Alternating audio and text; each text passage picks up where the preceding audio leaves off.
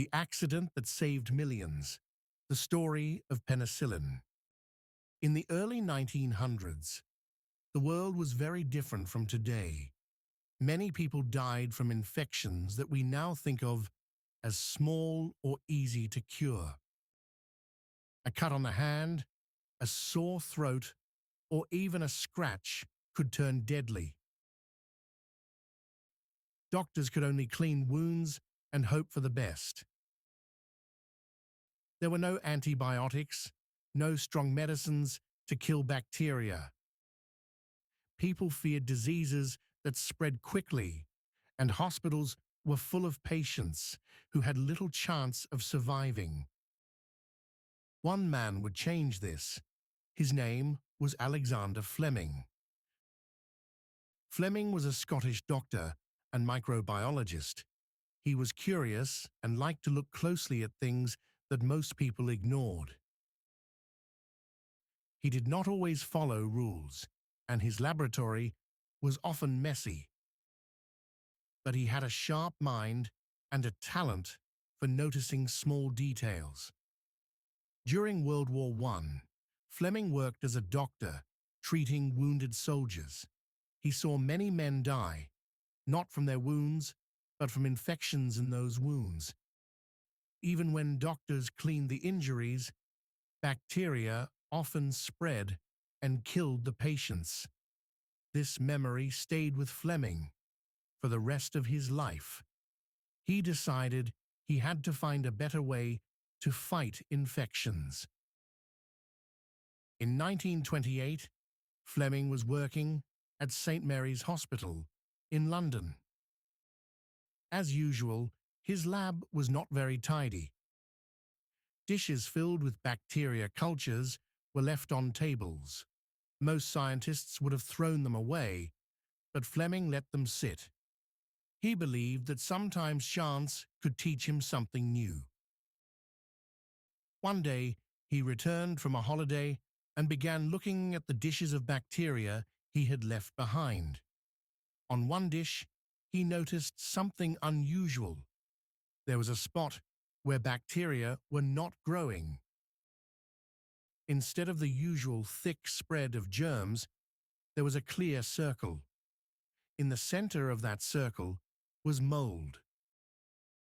This mold was called Penicillium notatum.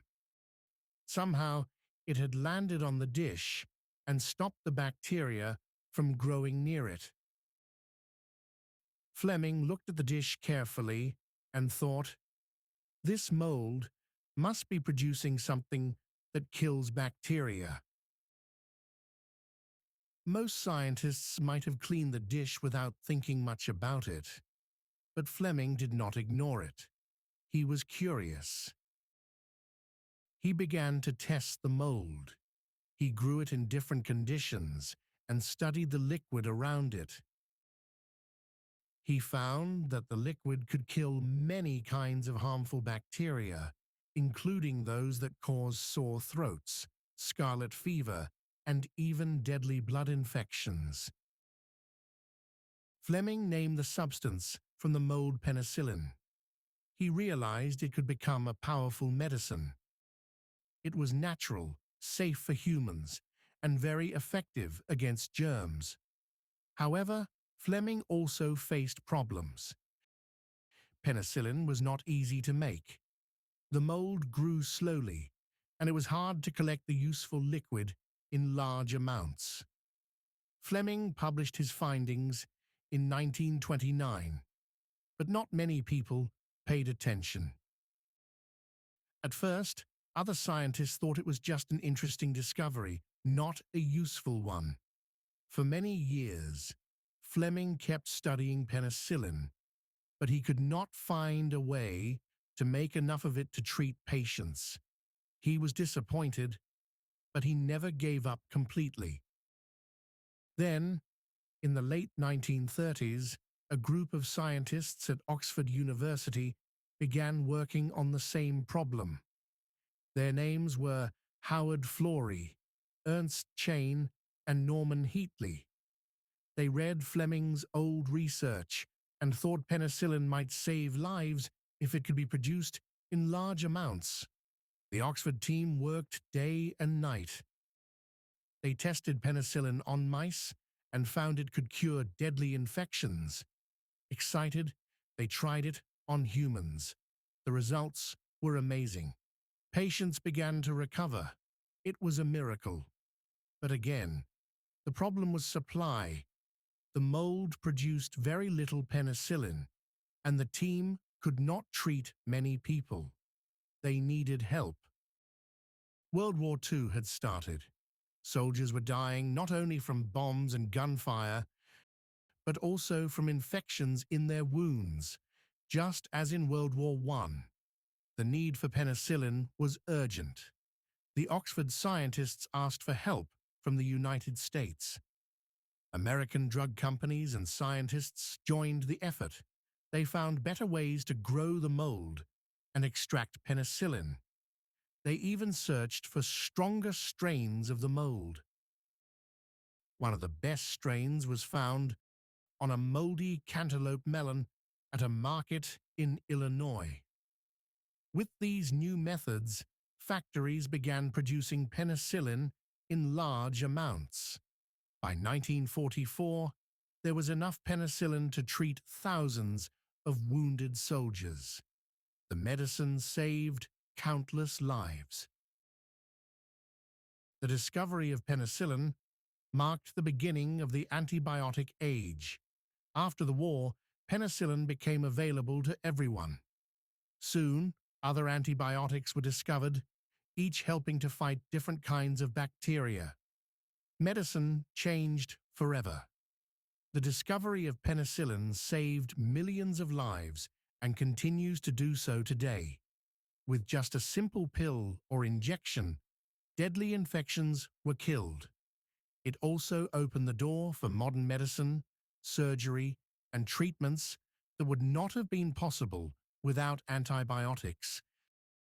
Fleming's messy laboratory, his sharp eye, and his curiosity all played a role.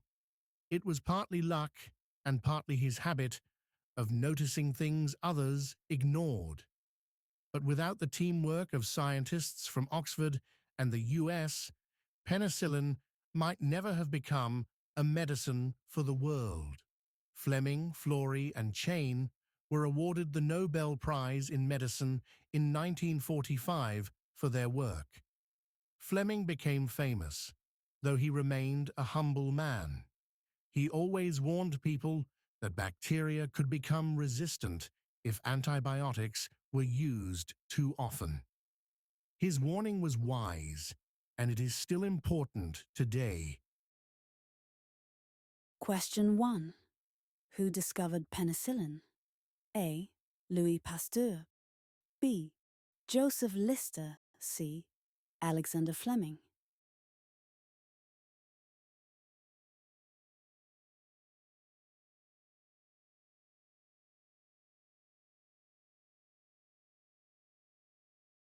Two. What was the name of the mold that produced penicillin? A. Aspergillus flavus. B. Penicillium notatum. C. Candida albicans.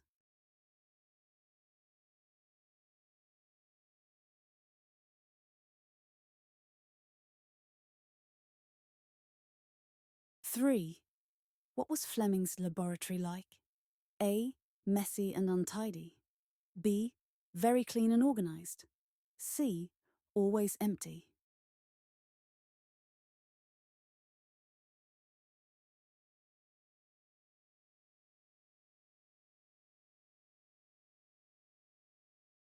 Four. Where was Fleming working when he discovered penicillin? A. Oxford University. B. Cambridge University. C. St Mary's Hospital in London.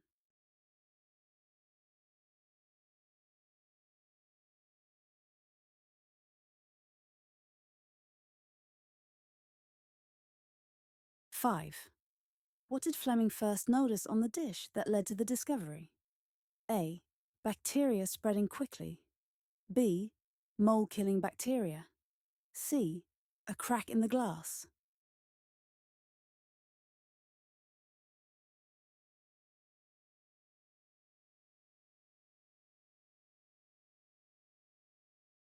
6. Which group of scientists later made penicillin usable as a medicine? A. Louis Pasteur's team. B. Florey, Chain, and Heatley. C. The World Health Organization.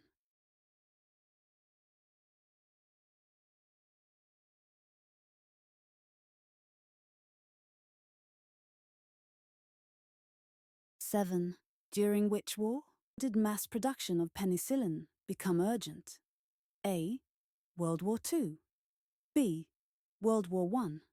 C. The Cold War.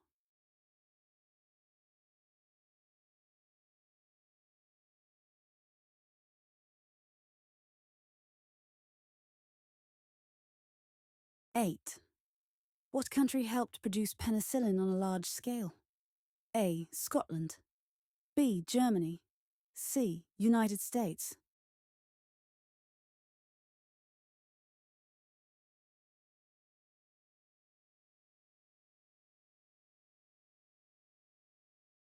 Nine. What strange source gave scientists one of the best strains of mold? A. A moldy cantaloupe. B. A moldy loaf of bread. C. A piece of cheese.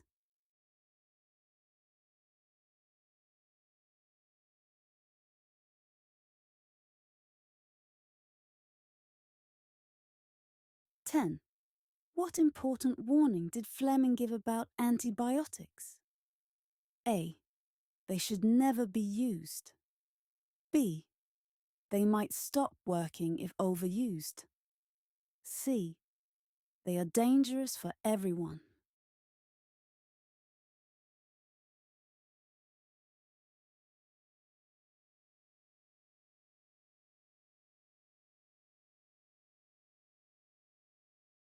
Thanks for watching. Remember to like and subscribe.